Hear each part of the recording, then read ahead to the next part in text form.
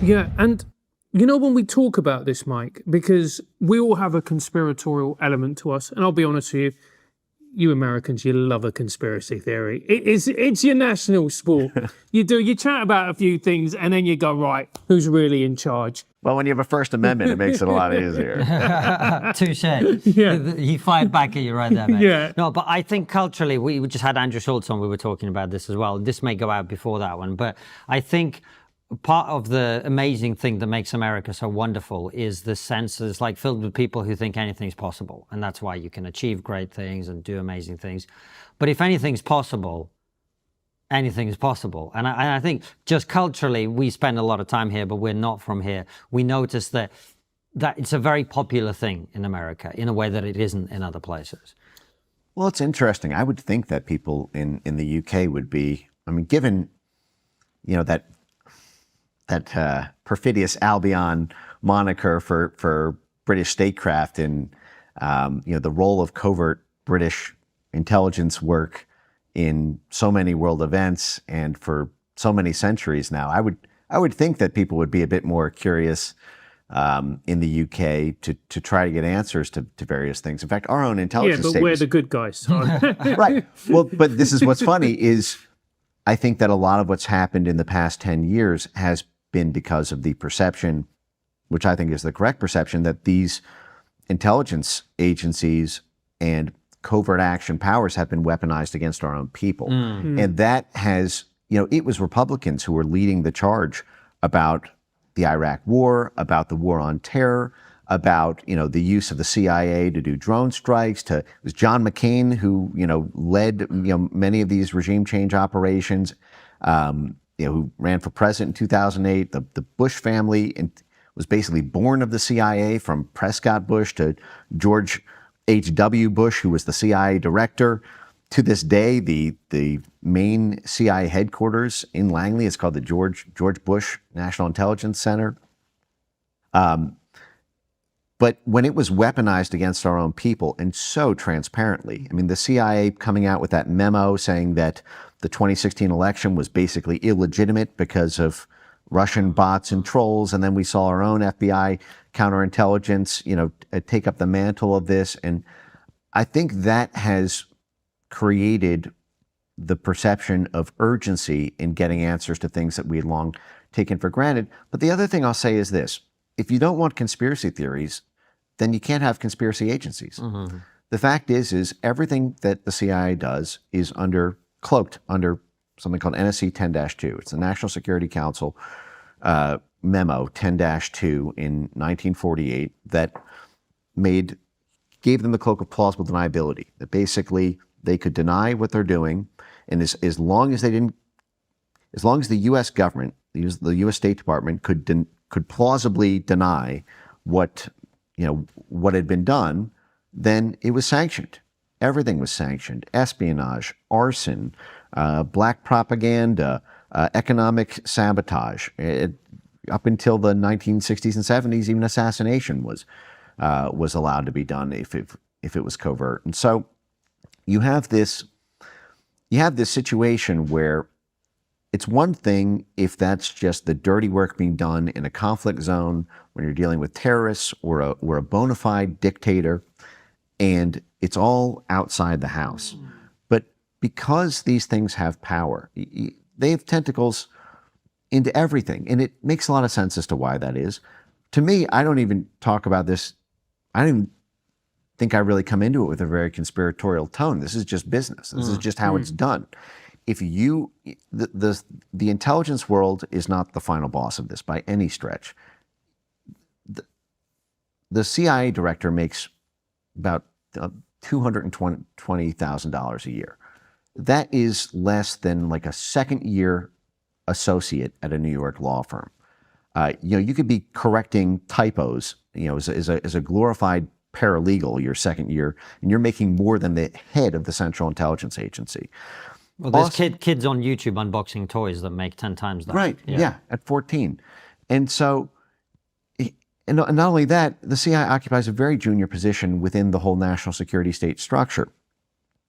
It's well below the National Security Council level. It's well below the State Department level. This is why it's always a promotion to go from CIA director to Secretary of State, like Mike Pompeo was promoted from CIA director to state, or Leon Panetta for the Democrat CIA director under Bill Clinton got promoted to the head of the Defense Department, because the intelligence only plays a junior role to statecraft work or to military work. It's just an assistant that you task things to when it's too dirty to do yourself. And they themselves then work through the whole society network to affect that statecraft aim. If you want to influence hearts and minds in a country, that means you work with the media. That means you work with the universities. That means you work with the local think tanks. That means you set up local NGOs. If there's a prosecutor who's giving you trouble, it means you work with the local judges, the local prosecutors associations, the local mayors and governors and presidents. But that requires you having an entanglement at every layer of society. The youth groups, the ethnic minority groups, the women and gender identity groups, the religious denominations. I mean, everyone right now can go to CIA World Factbook at cia.gov. Every country has the current updated CIA entry, whether you go to Bangladesh or Burma or Kenya or the UK, and you will see a meticulously documented demographic breakdown, the religious minorities, the percent of the population at varying age levels, what percentage of its workforce is unionized, what national resources it has, and all of these things are modes of soft power to accomplish a statecraft aim to advance U.S. national interests. And the thing that makes this all, I think, tough for a lot of people, and they take an attitude that comes across as conspiratorial, is because they have been under the presupposition that the world did not exist this way and has not existed this way for a full century now almost here in the U.S. They think that their universities are just, professors teaching students about a particular topic.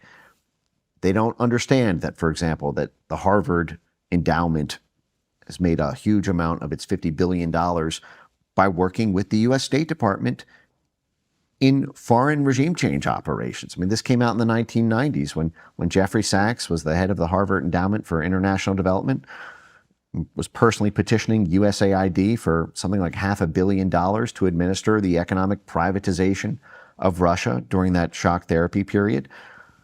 The Harvard Endowment and George Soros's Quantum Fund were given basically a no competitor closed auction bid on the sale of those formerly Soviet government-held assets, and Harvard is getting billions of dollars in grants in total from the U.S. government while they're doing favors to them. The same thing with Columbia University, the same thing with Stanford University. Americans think that the universities are something that they are, I don't want to say that they're not, but that they're only partially. It's the same thing with businesses and the business side of this. There was a famous case in the 1970s where we overthrew the government of Chile, and it came out 35 years later, this was printed in The Guardian, that part of the reason behind that coup was because the Pepsi Cola company, its bottling operations were being threatened by Allende, and Pepsi reached out to Henry Kissinger, the Secretary of State, to see what could be done to get rid of Allende. Kissinger then hooked up Don Kendall or Kendall Johnson, the head of the chairman of Pepsi, with the CIA director. The CIA director and the head of the Pepsi Cola company had a personal meeting about how to mobilize a coup in Chile. They then had an additional meeting with the largest newspaper mogul in the country to assist in the CIA operation. And you drink Pepsi and you don't know how the bottling is made. You go to the gas station, you pump your gas, and you think that the gas just comes out of the ground or it comes on a tree. You don't understand that a lot of ExxonMobil and Chevron only have the the market dominance they have because the Pentagon has cleared the way for them to secure territory in Middle East, in Kuwait, in the Persian Gulf, in parts of Mexico. You don't understand that there's CIA activity and State Department diplomacy that's done as part of that statecraft. And so I think a lot of people are only now beginning to see the layers of that, and it causes a lot of shock mentally when they see that. Do you think as well that we have been focusing in on America and talking about the way it's been conducting its operations and the corruption within, which of course exists, but at the same time, we kind of ignore, what the Iranians are doing as well, what the Russians are doing. Right. Everybody is playing this game. Right. So if the Americans weren't playing it, then the Russians would be. Right. And it's just a game, isn't it? It's an interconnected game. It is. And in fact, that was actually one of the reasons it was set up in the first place. If you go back and you read the inauguration of organized political warfare by George Kennan, who was the head of the policy planning staff for the State Department in the 40s and 50s, he was the guy who would, weeks after he wrote this memo, would actually create this NSC 10-2 plausible deniability thing. And he wrote this memo a couple weeks before that cloak of plausible deniability was granted to the CIA.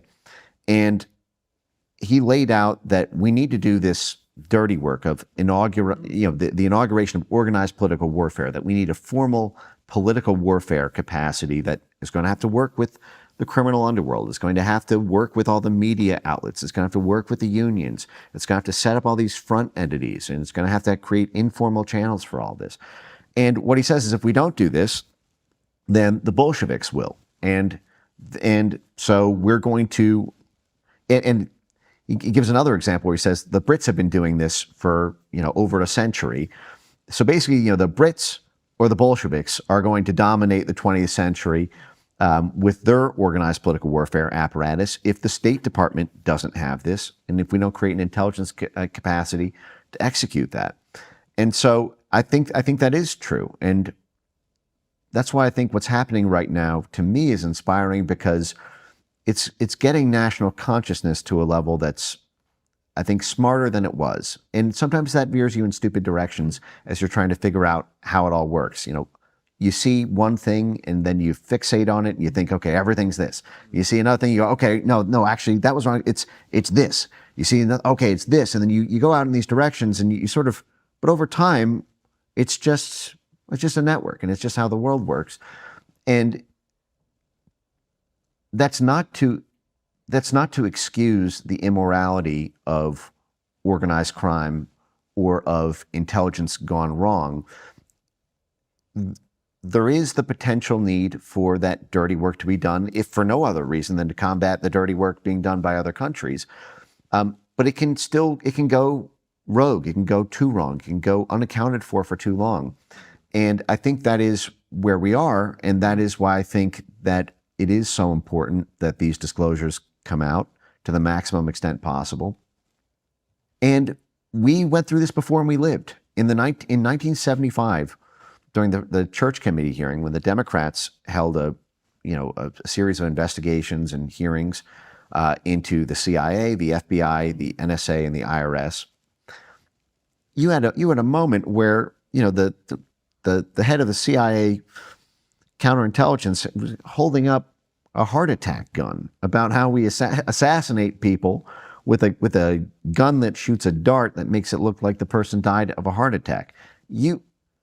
If we could survive that level of transparency, where we're literally showing our own assassination technique to how to kill someone and get away with it by making it look like they died of a heart attack, I think that you can do that today. And frankly, I think the disclosures that came out then is part of how the CIA survived at a time when it was under huge pressure from Democrats because of their work against the Democrat Party, when it was against the Vietnam War, and it was the political warfare was being done domestically. So I think this is a healthy process. It's noisy and chaotic, and can result in some turbulence, but I think it's part of the cleaning house process. It's gone on too far, too long.